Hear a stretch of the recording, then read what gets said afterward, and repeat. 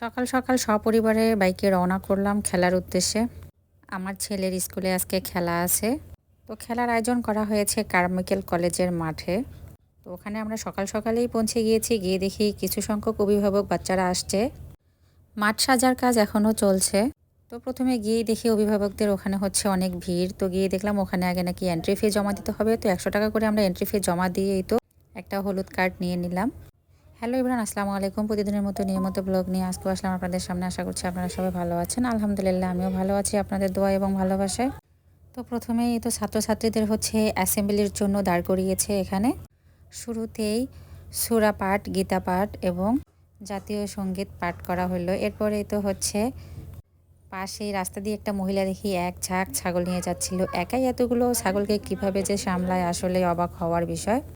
এদিক দিয়ে অ্যাসেম্বলি শুরু হয়ে গেল। অ্যাসেম্বলির সময় কিন্তু হচ্ছে ড্রোন ক্যামেরা দিয়ে হচ্ছে ভিডিও করতেছিল বাচ্চারা, অনেক অনেক মজা পাচ্ছিল আর কি। তো অনেক সময় ধরেই আর কি হচ্ছে ভিডিও করা হয়েছে ক্যামেরা দিয়ে। বাচ্চারা খুশিতে অনেক হাততালি দিচ্ছিল। খেলার মূল আকর্ষণই ছিল আজকে হচ্ছে এই ক্যামেরা। কারণ অনেকেরই বাচ্চা আছে ড্রোন ক্যামেরা কিন্তু এভাবে সরাসরি দেখেনি। আমার বাচ্চা যেহেতু ওর ওপিনিয়ন থেকেই বলতেছি, ও অনেক খুশি হয়েছিল।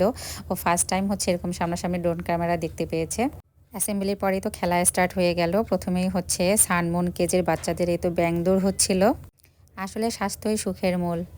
লেখাপড়ার পাশাপাশি খেলাধুলাও কিন্তু আমাদের জীবনে একটি গুরুত্বপূর্ণ পাঠ। খেলাধুলাটা হচ্ছে একটা শারীরিক শিক্ষা যা শরীরকে সুস্থ রাখে।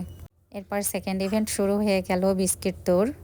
আর ছোট্ট বালিকাদের শুরু হলো চকলেট দৌড়। এই তো চকলেট বেঁধে রাখছে।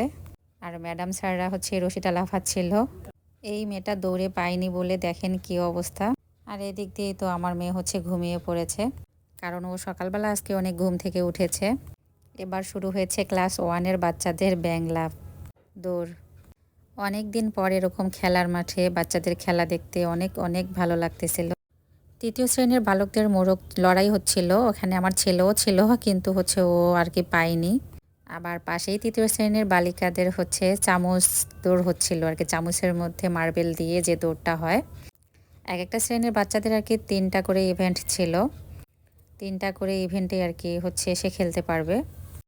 এদিক দিয়ে হচ্ছে আমরা নারকেল খাচ্ছিলাম আর হচ্ছে আমি আল্লাহর কাছে অনেক দোয়া করতেছিলাম। আলহামদুলিল্লাহ শেষে আমার ছেলে তো হচ্ছে জয়ী হলো। 50 মিটার দৌড়েও ফার্স্ট হয়েছে আলহামদুলিল্লাহ। আর আমার মেয়ের তো মুখ বন্ধ নাই। ওর সামনে দিয়ে যেই দোকানেই আসতেছিল সেই দোকানদারের কাছেই ও হচ্ছে নিচ্ছিল।